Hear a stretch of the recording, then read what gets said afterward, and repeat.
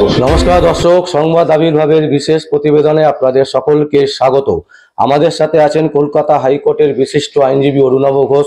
Sir, আজকে যে কারণে আমরা এসেছি, সন্দেশখালী ঘটনাতে 18 দিনের মাথায় আজকে গ্রেপ্তার করেছে ইডি, এবং তারা বলছে যে পুলিশ নাকি কোনো সহযোগিতা করেনি, পুলিশ জানতো, জেনে শুনে সেখানে মানে বাড়ির ভেতরেই এতদিন ছিল। কি বলবেন, এটা কি পুরোটাই রাজনীতি হয়ে গেছে? কি সেন্টার কি স্টেট, একদম পুলিশ তার বাইরে কাজ করে না। ইডিও এসেছে রাজনৈতিক স্বার্থে, সেন্ট্রালের যে পাওয়ার আছে তাকে দিয়ে, আর এরা বাধা দিচ্ছে সেন্ট্রাল ইয়ের জন্য রাজনৈতিক স্বার্থে স্টেট। মানে একটা বাজে পরিবেশ তৈরি হয়ে যাচ্ছে। একদম কিছু করার নেই, কিছু করার নেই। স্যার, এটা তো রাজনীতি মঞ্চে হচ্ছে, ঠিক আছে, কিন্তু কলকাতা হাইকোর্টে আপনাদের বার অ্যাসোসিয়েশনের যে নির্বাচন সামনে, সেটা নিয়েও নাকি নানান রকমের অভিযোগ উঠছে। সাবামের ব্যানার ছিঁড়ে দেওয়া হয়েছে। রাস্তায় কোন ব্যানার কে ছিল, তবে এইটুকু বলতে পারি, ব্যানারে পোস্টারে ইলেকশন হয় না। হাইকোর্টে পলিটিক্যাল ব্যাপারে ইলেকশন হয় না। আমি তো কোনো লাভ দাঁড়িয়ে আমজাদারিকে হারিয়েছি, সবচেয়ে পাওয়ারফুল ক্যান্ডিডেট, প্রচারও করি, ওটা হয় না।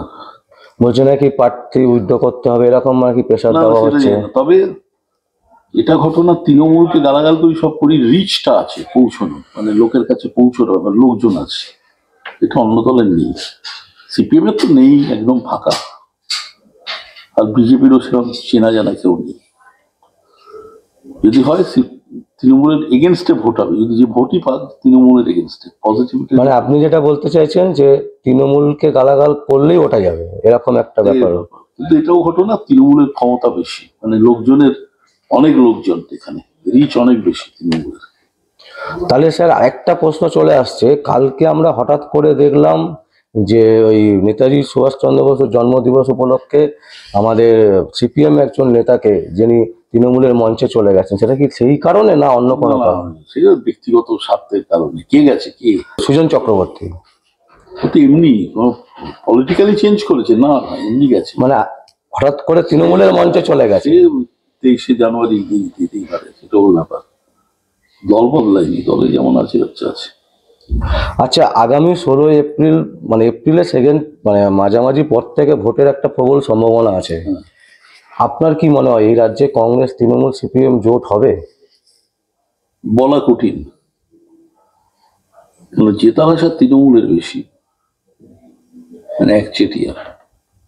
মানে লোকসভায় কটা সিট পেতে পারে আপনি মনে করছেন? আমি বলতে পারছি না, কারণ আমরা পঞ্চায়েতে দেখেছিলাম, আপনি বলেছিলেন, আমাদেরকেই বলেছিলেন, এবং আমরা সেটা তুলেও ধরেছিলাম যে পঞ্চায়েতে তৃণমূলের কাছে কেউ ঘেঁচতে পারবে না। সেই রেজাল্টই এসছে মোটামুটি। তো আপনি কি মনে করছেন? তৃণমূল বেটার করে 36টা সিট পাবে, 32 থেকে 36। বিজেপি বলছে 25টা নাকি ওরা পাবে। 44 বলেনি তো, জানি না। আমি বলছি তৃণমূলের এত বিরুদ্ধে, হাইকোর্টেও তো সেকেন্ড হয় ওরা।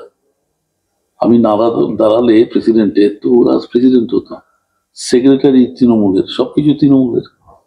লোক আছে, হয়তো যাই করুক, বদমাইশি করে, লোক আছে, পৌঁছানোর লোক আছে।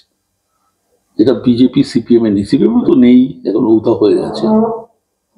মানে সিপিএম এর তো অনেকগুলো নতুন নতুন মুখ এসছে, তারা কেউ লড়াই করতে পারছে না। কে নতুন মুখ? তাদের হাইকোর্টে প্র্যাকটিস আছে, যে জায়গায় তুমি খেলবে। বিকাশ দা ছিল, বিকাশ দা কেউ লোকে বিশ্বাস করে না, মানে এত লাইট কথা বলেছে এর সম্বন্ধে, বড় কি বিরাট কি। তো আপনাদের দুজনের মধ্যে কি কোনো দ্বন্দ্ব তৈরি হচ্ছে? না, কোনো দ্বন্দ্ব না। সোশ্যাল মিডিয়াতে দেখছি যে আপনার বলছেন। আমি সোজা কথা সোজাভাবে বলি, বিকাশ দা একটু দাঁড়াক না, ইলেকশন 200 ভোট পাবে। হাইকোর্টের 8000 ভোটার আছে, এখন 12000, 200 ভোট পাবে কেন? কেন যে যাচ্ছে তারা তোমাদের কাছে বিবৃতি দিচ্ছে, হাইকোর্টের সঙ্গে কোনো সম্পর্ক নেই, এদের সম্পর্ক নেই। আমি তো তৃণমূলের জেনারেল সেক্রেটারি, তার সঙ্গে তো আমার তো সবসময় লেগে যায়, মানে এমনি আমার সঙ্গে খুব ভালো ব্যবহার, ভালো ছিল।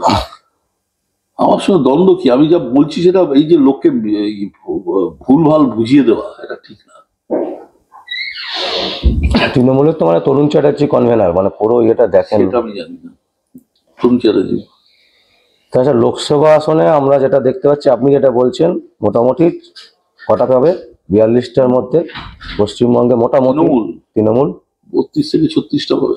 32 থেকে 36টা।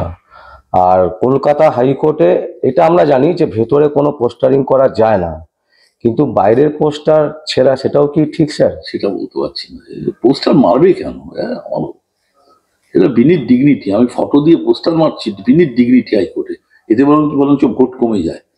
এই মাঝে তৃণমূল আমার যখন প্রেসিডেন্টের ইলেকশনে প্যান্ডেল করলো, ওই প্যান্ডেলটাই আমার সবচেয়ে বড় সাপোর্টিং ব্যাপার হলো, আমি তৃণমূলের বিরুদ্ধে, ওইটা দিকে লোকে সব উল্টো দিকে ভোট দেওয়া শুরু করলো, বলে এটা পলিটিক্যাল ব্যাপার হচ্ছে হাইকোর্টে। সেটাই একটা এটা তো একটা মানে অন্য জায়গা, সেখানে এরকম ভাবে রাজনীতি করা উচিত না। আচ্ছা, লাস্ট প্রশ্ন আমার, যেটা হচ্ছে আপনার সময় নেই যদিও, না, না, ঠিক আছে। এই সন্দেশখালী ঘটনা নিয়ে যেটা ঘটলো, বলছে 20,000 কোটি টাকার একটা দুর্নীতি, রাজ্য পুলিশ জানে না, এটা স্যার হতে পারে? কে বলেছে 20,000 কোটি টাকার দুর্নীতি? ইডি বলছে, মানে টোটাল কোথায় স্টেটমেন্ট দিয়েছে? স্টেটমেন্ট দেয়নি, কিন্তু ওরা একটা বলে খালাস 20,000 কোটি টাকা চারটেখানি কথা। ইডি পাচ্ছে কোথা থেকে বলতে তো হবে। আর একটা কেস ধরতে পেরেছি, ইডি 100টা কেসে 100টাই ফেল।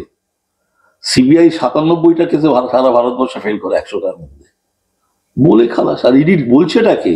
সোর্সটা কি? মানে পুরোটাই স্যার, টোটালটাই একটা একদম রাজনৈতিক। কি এখানকার পুলিশ, কি সেন্ট্রালের পুলিশ, রাজনৈতিক ব্যাপার, কিছু করবে না। স্যার ভারতবর্ষের মতন একটা জায়গা যেখানে গরিব মানুষ এখনো বেশি, হ্যাঁ, সেই জায়গায় দাঁড়িয়ে একটা রাম মন্দির হচ্ছে কোটি কোটি টাকা খরচা করে। হচ্ছে, আর কি করা যাবে? মানে কোন লেভেলে আমরা নেমেছি রাম মন্দিরকে দেখি বোঝে এই রাজনীতির খবরটা। রামকে ভালোবেসে যাচ্ছে না, পলিটিক্সের জন্য যাচ্ছে। সীতারাম বলছে না, রাম মন্দির। কালকে 3x রাম বলেনি, আমাদের বাবার ভাগ্য ভালো। তাহলে স্যার আরেকবার জিজ্ঞেস করছি, মানে আমাদের এই আগামী যে নির্বাচন আসছে, লোকসভা নির্বাচন, তাতে তৃণমূল কংগ্রেস মোটামুটি আসন পাবে 32 থেকে 36। 32 থেকে 36, আপনি একদম কনফার্ম? আপনার এজাম্পশন? কনফার্ম না, আমার আপনার এজাম্পশন। অ্যানালিসিস। আর বিকাশ স্যারের সাথে আপনার কোনো রকম মানে না, কেউ কে লিখি ওপিনিয়নে ডিফারেন্স হতে পারে।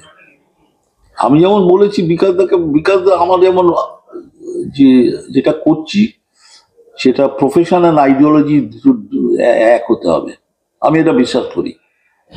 আমার আদর্শের সঙ্গে যদি প্রফেশন না মেলে, আমি প্রফেশন ছেড়ে দেবো। আদর্শ যেটা আমার পয়েন্ট আর কি।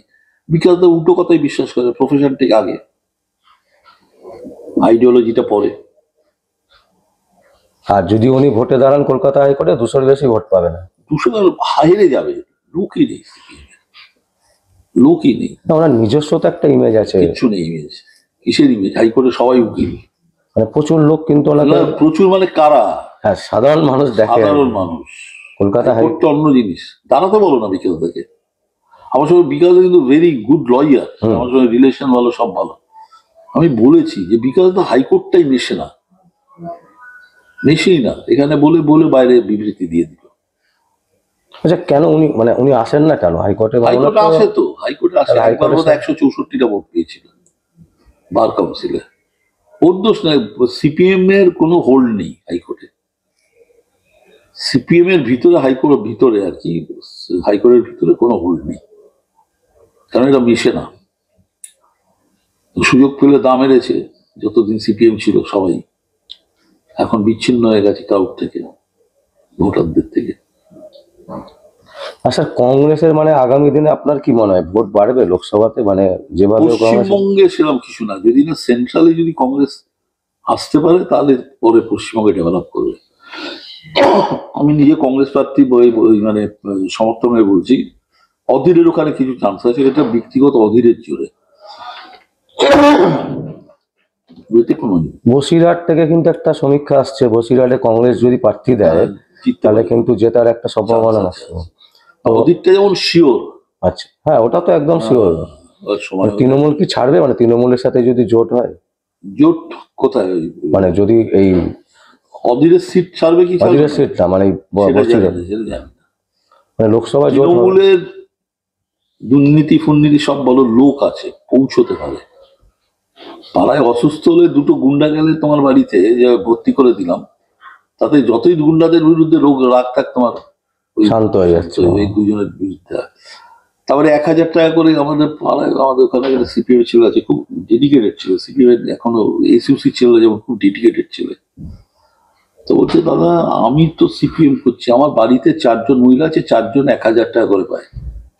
কি আছে আর কি, এই বিভিন্ন যে স্কিম গুলো আছে, মেয়েদের স্কিম, হ্যাঁ, 4,000 পাইছে, আমার কথা শুনবে কেন? বসে বসে 4,000 টাকা পাচ্ছি চারজন, সেটা আমার কোনো হোল নেই বাড়ি। এইটাই হার্ড রিয়ালিটি। স্যার অসংখ্য অসংখ্য ধন্যবাদ। আমরা যেটা তুলে ধরার চেষ্টা করলাম সন্দেশখালী থেকে কলকাতা হাইকোর্ট, পুরোটাই কিন্তু একদম সহজভাবে সঠিকভাবে তিনি কিন্তু বললেন আমাদের সাথে। অরুণবদা যেভাবে ব্যক্ত করলেন, দর্শক আপনাদের যদি কোনো কমেন্ট থাকে অবশ্যই আপনারা কমেন্ট করবেন আমাদের কমেন্ট বক্সে। আর দেখতে থাকুন পরবর্তী সংবাদ, সংবাদ আবির্ভাবে। আমার নাম বিশ্বজিৎ পাল, সংবাদ আবির্ভাবের জন্য।